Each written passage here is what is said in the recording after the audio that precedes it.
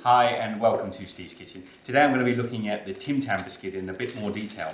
A good friend of mine is gluten intolerant and they've asked me to look at making one of their favourite biscuits, a Tim Tam biscuit, but with a gluten-free recipe.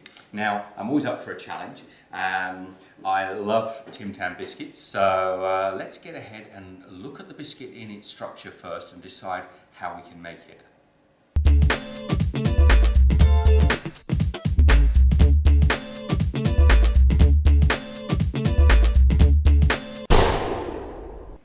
Now, I have two different varieties of Tim Tam here. My favourite, which are the caramel, the chewy ones, and the traditional.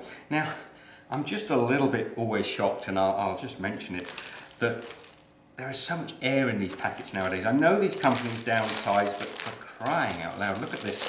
I mean, if we take that packet of Tim Tams out of there and push them up, we're not much more than half the size of the original pack.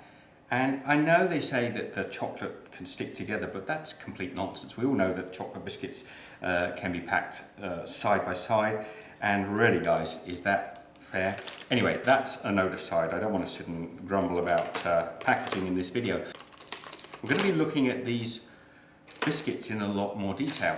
Let me take a standard Tim Tam biscuit. And we note that the biscuit is a sandwiched wafer. It's two biscuits with a filling. It's coated on both sides with a milk chocolate, and I'll just use a knife here and cut this one open. And inside, in the center, you've got a chocolate cream. The biscuit itself isn't too complicated. It's a chocolate colored or chocolate flavored malted biscuit. That isn't too hard. I can certainly make that.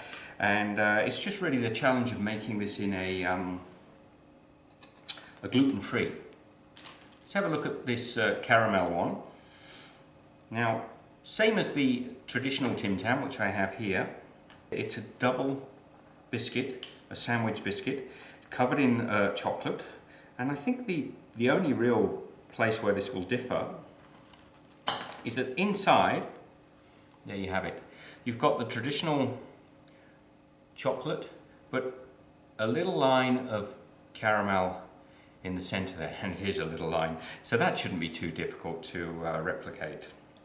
So there you have it, the deconstruction of the biscuit. But the challenge for me is to make a gluten-free version of this one that tastes just as good. Now, if you're really interested in this, subscribe to the channel.